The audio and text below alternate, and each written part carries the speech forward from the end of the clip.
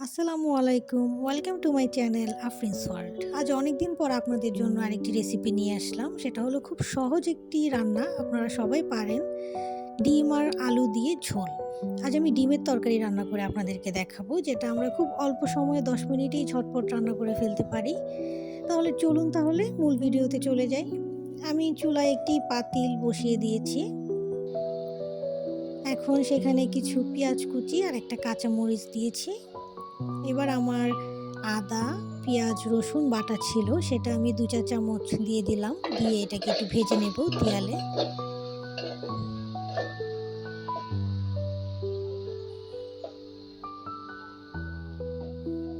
আমার পেঁয়াজটা আর বাটা মশলাটা ভাজা হয়ে গেলে সেখানে আমি একটু পানি দিব।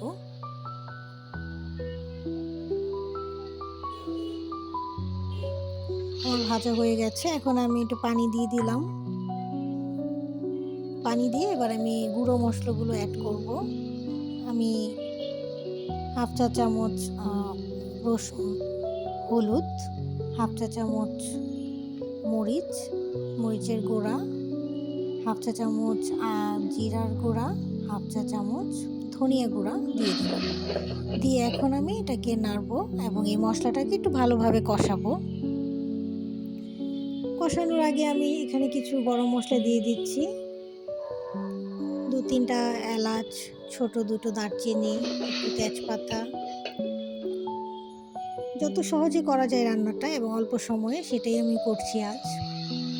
আমার মশলাটা কষানো হয়ে গেলে আমি এখানে একটু পানি দিয়ে দিব। এই যে দেখুন, আমি 2টো ডিম নিয়েছিলাম, ছোট কয়েকটা আলু সাথে। এবার আমি এটাকে ঢেলে দেব তরকারিতে।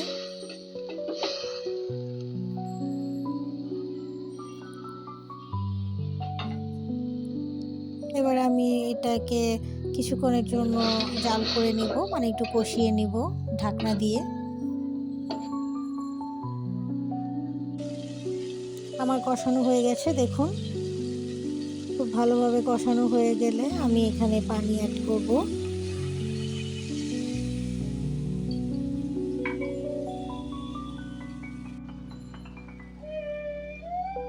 আমার তরকারিটা অলমোস্ট হয়ে গেছে। এবার আমি পরিবেশন করে নিব একটা বাটিতে। এই যে দেখুন, তৈরি হয়ে গেল খুব সহজ মজাদার ছোট আলু দিয়ে ডিমের তরকারি। আপনারা যে কেউ চাইলে এটা বাসায় তৈরি করে ফেলতে পারেন খুব অল্প সময়ে, ঝটপট। কেমন লাগলো আমাকে অবশ্যই জানাবেন এবং আমার চ্যানেলটা সাবস্ক্রাইব করা না থাকলে অবশ্যই সাবস্ক্রাইব করে দিবেন।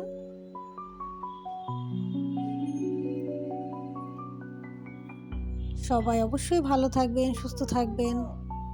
আশা করছি পরবর্তী ভিডিওতে আবার দেখা হবে আপনাদের সঙ্গে।